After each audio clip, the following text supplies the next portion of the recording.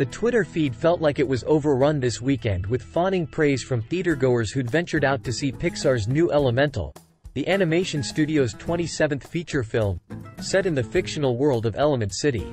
That's where the four elements of fire, water, land, and air live together, and where an independent-minded young woman named Ember, Fire, embarks on a friendship with Wade, Water, that challenges her beliefs about the world they live in, according to Elemental's official synopsis.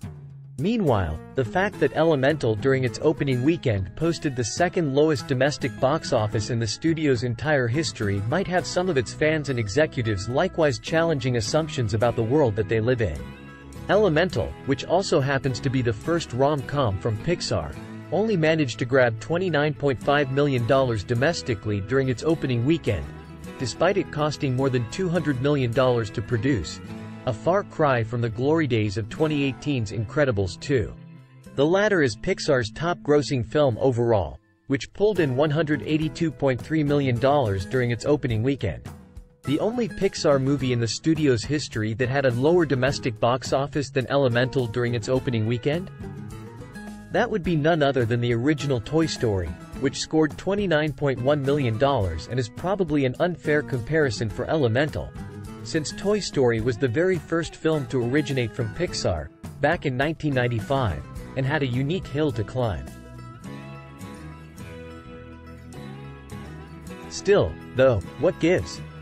It's tempting to opine that Pixar has maybe lost its vaunted creative spark. I know I certainly haven't been all that excited about any of the half-dozen movies the studio has released after the $1 billion success of 2019's Toy Story 4. They include Onward, Lightyear, Soul, Luca, Turning Red, and now Elemental. But as with so many things, the truth of the matter here really resists overly simplistic answers. We can probably chalk up Elemental's performance to several things.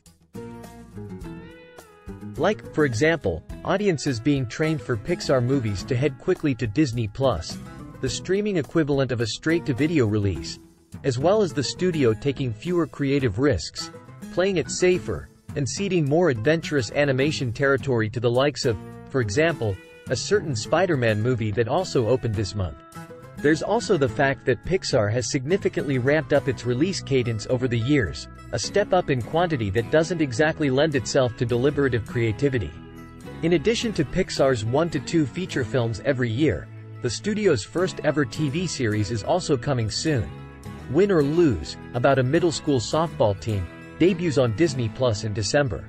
Another unannounced TV series is reportedly in the works, not to mention all the Pixar shorts for Disney Streamer.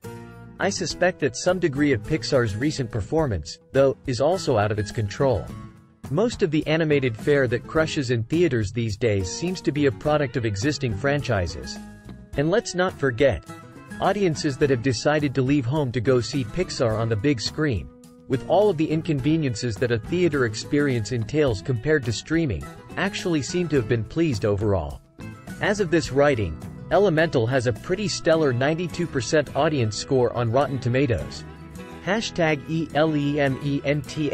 is adorable, and basically the My Big Fat Greek Wedding of Pixar movies, one Twitter user raved. I do hope a lot of fathers and daughters watched it together today. Added another. You guys need to see Elemental. It is easily one of Pixar's best movies. I laughed and cried. It was so good. The girls loved it too. Personally, I decided to forego my local cinema over the weekend in favor of streaming Netflix's new Extraction 2, which I have no doubt millions of you did as well. As for what's next from Pixar, it has 2 movies already teed up for 2024. Elio, coming on March 1st, and Inside Out 2, releasing on June 14th. Here's hoping the beloved animated studio can turn its fortunes around soon.